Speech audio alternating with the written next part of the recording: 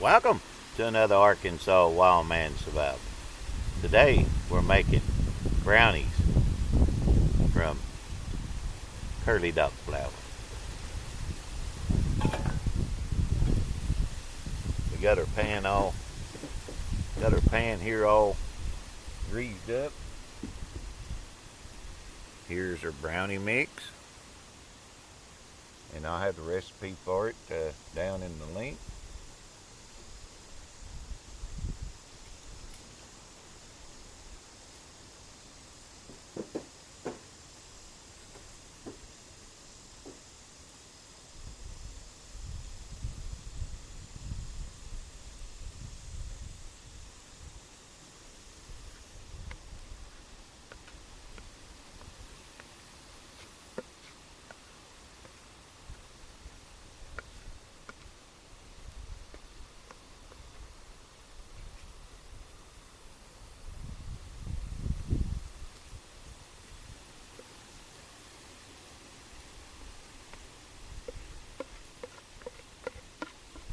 Get all that goodness out of there.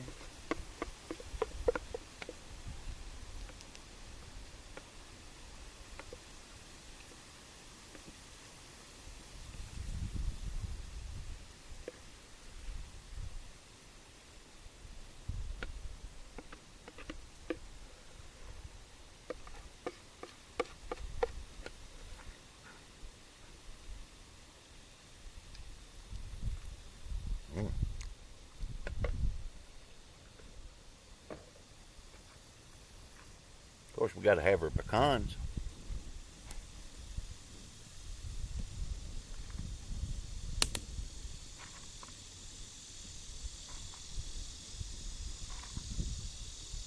Getting our coals hot.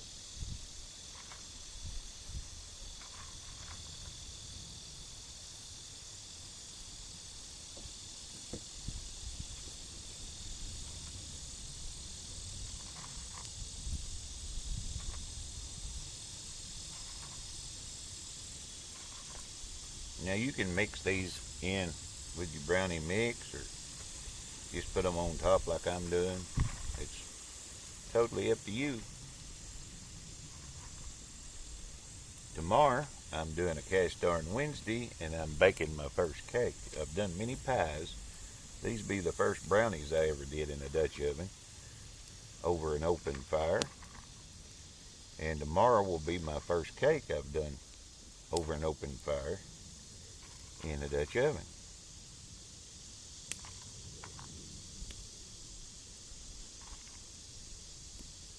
And I even them brownies out.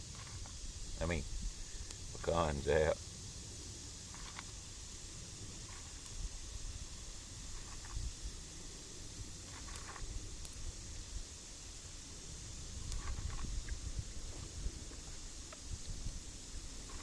You can chop them. Put some chopped, some whole. Totally up to you. And for how to make the flour, you can check out my other video on how to harvest and make curly dock flour. You know, our Native Americans used many different flours in everyday survival. They couldn't run to Walmart.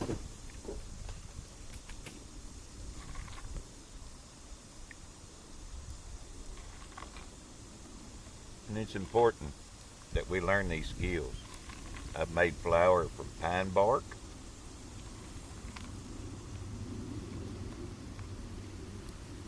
and from the curly dock plant.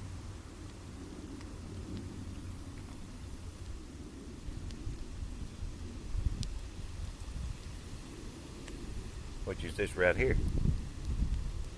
That's the seat heads right there.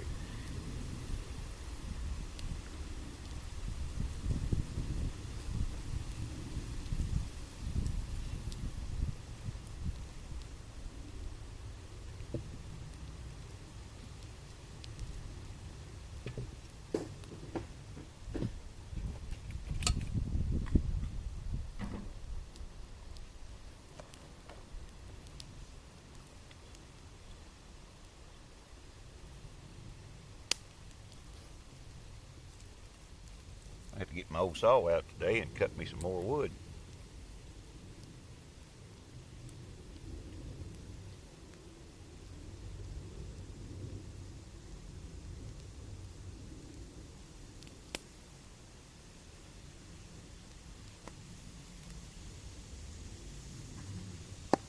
Now with open fire cooking, it's important that you turn it ever so often. That way you make sure you get an even cook.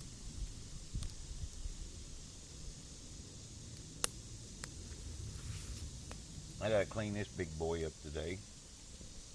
It come out of the garbage. Somebody threw it away. Big old cast iron pot.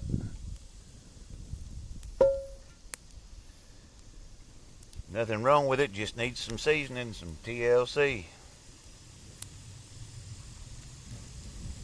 That's an old one. Big old soup pot or cast iron soup pot or something.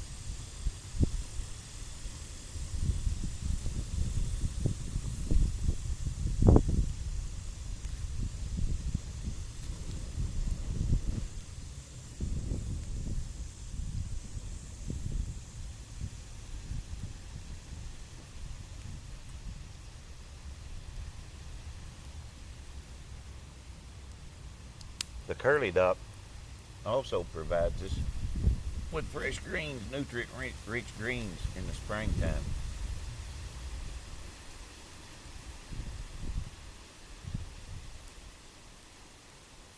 And in the fall, you can harvest these seed heads. Take and roast them for a little bit, then grind them and make your own flour.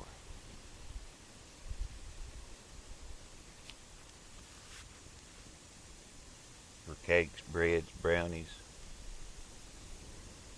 Makes a pretty flour and it smells really good when it's been roasted.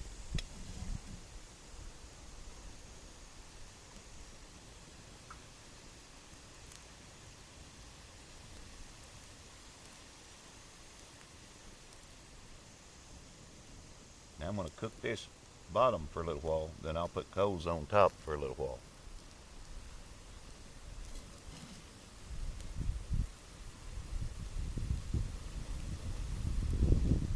And I have another pan inside there that kind of gives it a gap, so that way you don't burn the bottom of whatever your biscuits or something.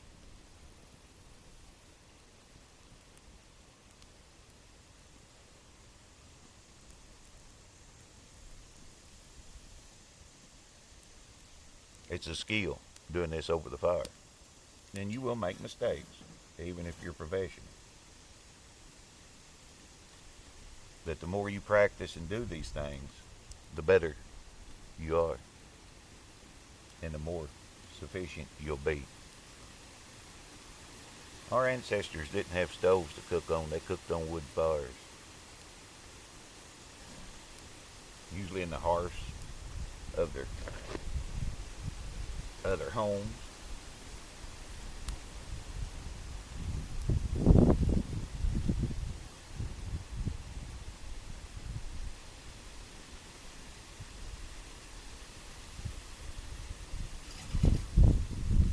All year long, that's what they would cook on in their fireplaces.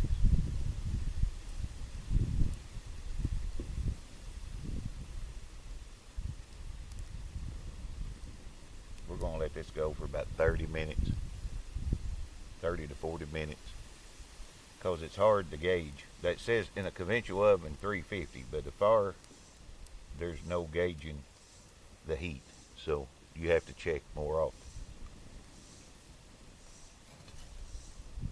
So I'll see you in a bit. I always pull it off and have a little fire on top to help brown the top. And I got the old pot on, fixing to clean it up some, season it.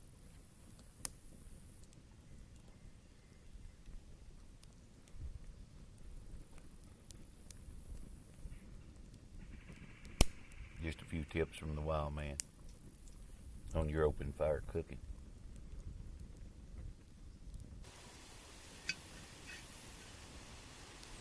I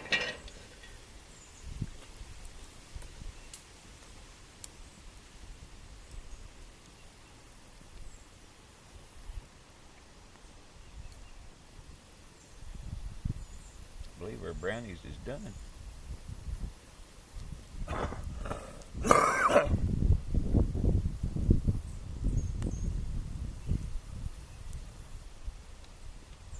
me see. Get this out. There's our brownies.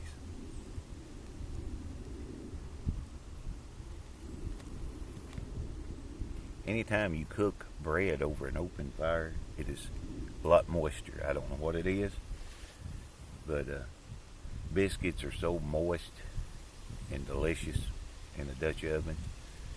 And I don't know what it is, like I say, but the cakes, well, I've never tried a cake, but the pies and everything is so much better over open fire in a Dutch oven.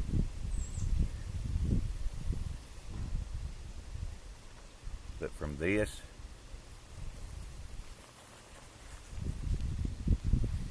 to this.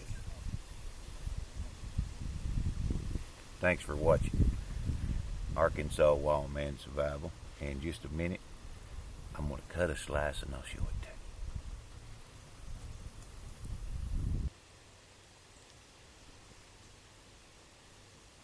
Don't fall apart on me. See, there's the bottom. And there's the top.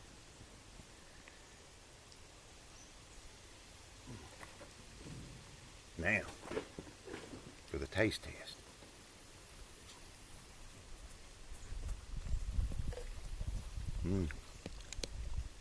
No, Peggy, you can't have chocolate. No.